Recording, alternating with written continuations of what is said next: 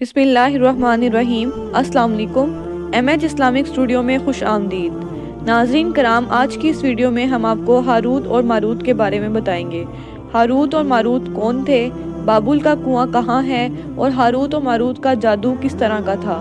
Harut اور ماروت کے متعلق بنیادی طور پر دو طرح کی روایتیں ملتی ہیں، ایک وہ جو قرآن و حدیث اور تابعین کے اقوال میں موجود ہیں، اور دوسری وہ جو تورات اور انجیل اور اسرائیلی روایتوں میں آتی ہیں، جبکہ ان اسرائیلی روایتوں کو بیشتر علماء اور مورخین نے تائید کی ہے۔ اس ویڈیو میں ہم دونوں طرح کی روایتوں اور واقعات کو مکمل طور پر آپ کو بتائیں گے۔ روایتوں کے مطابق حضرت ادریس علیہ السلام کے زمانے میں ایک مرتبہ آسمان اور زمین کے درمیان سے پردوں کو ہٹا دیا گیا تو فرشتوں نے زمین میں آباد انسانوں کو دیکھ کر تعجب کیا اور بولے، یا رب العالمین، ہم تو گناہوں کے قریب بھی نہیں جاتے، جبکہ یہ بنی آدم تو گناہوں میں اتنے مبتلا ہیں کہ اگر ہم ان کی جگہ ہوتے تو کبھی تمہاری نافرمانی نہ کرتے۔ اللہ تعالیٰ نے فرمایا کہ انسانوں کو غصہ اور شہوت دی گئی ہے، اگر یہ چیزیں تمہیں دی جائیں تو تم بھی گناہوں میں مبتلا ہو جاؤ گے۔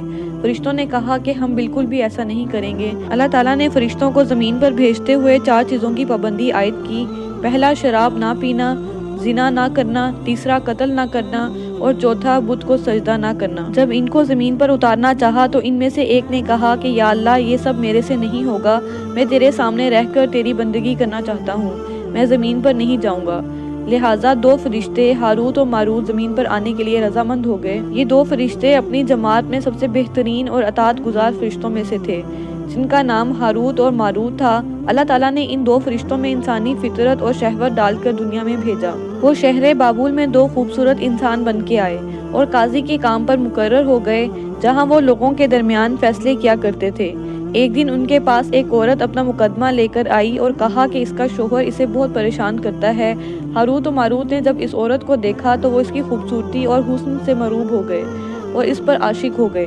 انہوں نے اس عورت سے زنا کی خواہش کی تو عورت نے ان سے کہا کہ تمہاری یہ خواہش میں تبھی پوری کروں گی جب تم بت کی پوجا کرو اور شراب پیو یا میرے خاوند کو قتل کر دو۔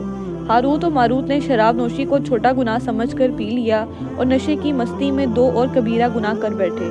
اس عورت نے ان سے کہا کہ یہ جو پل بھر میں تم آسمانوں میں غائب ہو جاتے ہو اور پل بھر میں تم زمین میں آ جاتے ہو، یہ کیسے ممکن ہے؟ انہوں نے بتایا، ہمارے پاس اسم اعظم ہے۔ اس طرح اس عورت نے ان سے آسمان پر چڑھنے کا عمل سیکھ لیا جس کے ذریعے وہ آسمان پر جاتے تھے۔ جب عورت اس عمل کے ذریعے آسمان پر گئی تو اللہ کے حکم سے اسے ستارے کی شکل دے دی گئی۔ چونکہ اس عورت کا نام زہرہ تھا، اس لیے وہ سیارہ زہرہ کہلایا، جسے آج وینس کہتے ہیں۔ اس گناہ کی وجہ سے ہاروت و ماروت وہ اسم اعظم بھول گئے جسے وہ پڑھ کر آسمان پر جاتے تھے، اور بطور سزا انہیں بابل کے ایک کنویں میں الٹا لٹکا دیا گیا، جہاں وہ تا قیامت یوں ہی قید رہیں گے۔ یہ ایک اسرائیلی روایت ہے جسے امام ابن کثیر اور فخر الدین رازی جیسے مفسرین افسانہ اور من گھڑت کہانی قرار دے کر سختی سے رد کرتے ہیں۔ وہیں امام سیوطی جیسے علماء اس روایت کو بالکل درست مانتے ہیں۔ ہاروت و ماروت اور چاہے بابل کے سلسلے میں ایک اور روایت کثرت سے بیان کی جاتی ہے، جس کے مطابق ایک زمانہ ایسا تھا جب شہر بابل روئے زمین پر تہذیب و تمدن کا مرکز تھا۔ یہاں کے لوگ باطل خدا کی پرستش کیا کرتے تھے۔ یہ لوگ جادو، جنتر منتر اور تلیزم میں بہت آگے بڑھ گئے تھے۔ ان میں بڑے بڑے جادوگر موجود تھے۔ ان کی تاریخی کتابوں میں جگہ جگہ جادو، جنتر منتر ہی نظر آتا تھا۔ ان کا جادو دور دور تک مشہور تھا۔ مختصر یہ کہ ان کے شہر کا باشندہ ہونا ہی جادوگر ہونے کی علامت تھی۔ یہ لوگ اپنی قسمت ان سے وابستہ سمجھتے تھے، اس لیے علم نجوم اور علم فلکیات میں بڑے ماہر تھے۔ ان کے بت قدوں میں ستاروں کی پوجا کی جاتی تھی۔ یہ لوگ جادو، جنتر منتر اور سفلی کو بہت اہمیت دیتے تھے اور اس علم کے ذریعے معاشرے میں خوب فساد مچاتے تھے۔ جب حضرت سلیمان علیہ السلام کی حکومت آئی تو آپ نے ان لوگوں کو اس شرکیہ عمل سے روکا اور ان کی جادو کی کتابوں کو ایک جگہ جمع کر کے اپنی عظیم کرسی کے نیچے دفن کر دیا تاکہ اس فتنہ انگیز علم کا خاتمہ ہو جائے۔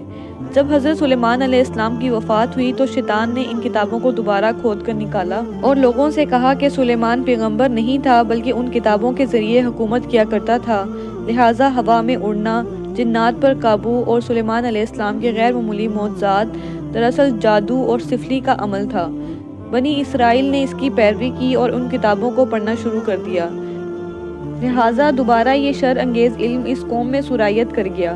اللہ تعالیٰ نے حضرت سلیمان علیہ السلام پر لگائے گئے الزام اور تہمت کی نفی کرتے ہوئے سورہ بقرہ میں فرمایا، اور انہوں نے اس چیز کی پیروی کی جو شیطان سلیمان کے بادشاہت کے وقت پڑھتے تھے، اور سلیمان نے کفر نہیں کیا تھا، لیکن شیطانوں نے ہی کفر کیا اور لوگوں کو جادو سکھاتے تھے، اور اس چیز کی بھی جو شہر بابل میں ہاروت و ماروت 2 فرشتوں پر اتارا گیا تھا، اور وہ کسی کو نہ سکھاتے تھے جب تک یہ نہ کہہ دیتے کہ ہم تو صرف آزمائش کے لیے ہیں، تو کافر نہ بن۔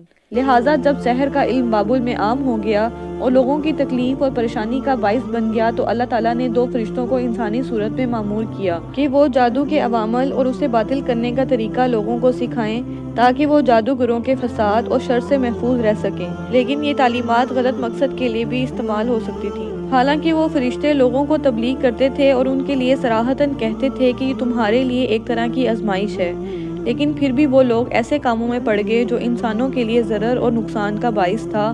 بعض عربی داستانوں میں اس کنویں کا ذکر بھی ملتا ہے جہاں کئی لوگ پہنچے اور ہاروت و ماروت سے ملاقات کر کے جادو کا علم بھی سیکھا، جبکہ بعض مورخین کا کہنا ہے کہ عراق کے شہر حلہ کے قریب ایک کھنڈر میں موجود قدیم کنواں ہے جہاں سے بابل کی سرحد شروع ہوتی تھی۔ یہ اس کنویں کو چاہے بابل قرار دیتے ہیں۔